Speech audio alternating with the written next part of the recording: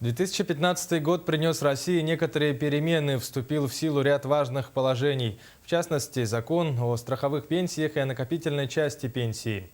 Согласно документу, пенсия делится на две части. Страховую гарантирует государство, а накопительную формируют сами граждане.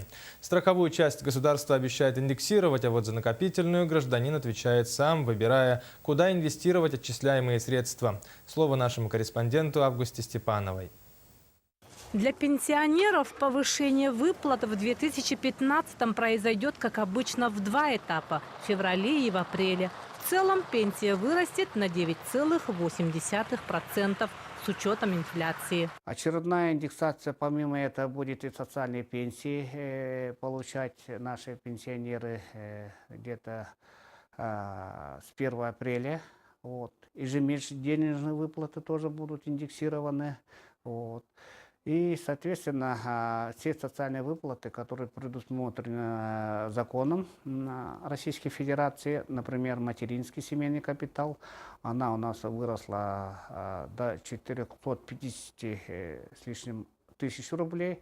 Что касается людей, которые со следующего года только отправятся на заслуженный отдых, а также будущих пенсионеров, то рассчитывать их выплаты будут по баллам. Это новая система, где отдельно оценивается каждый трудовой год гражданина. Начисляются, исходя из суммы страховых взносов, уплаченных работодателем, и зависят от размера официальной заработной платы. Чем выше зарплата, тем больше баллов.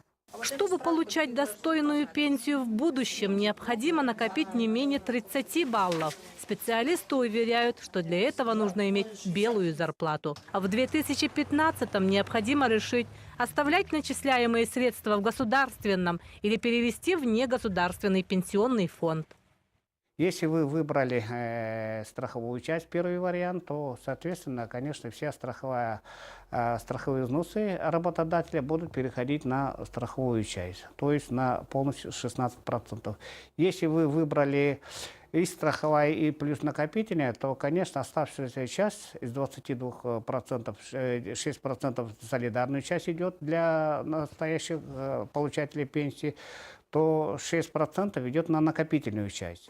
Правда, при выборе частной компании стоит учитывать, что вложения не всегда могут принести прибыль, так как инвестирование бывает и в убыток. А деньги, которые остаются в государстве, гарантированно увеличиваются с размерной инфляции.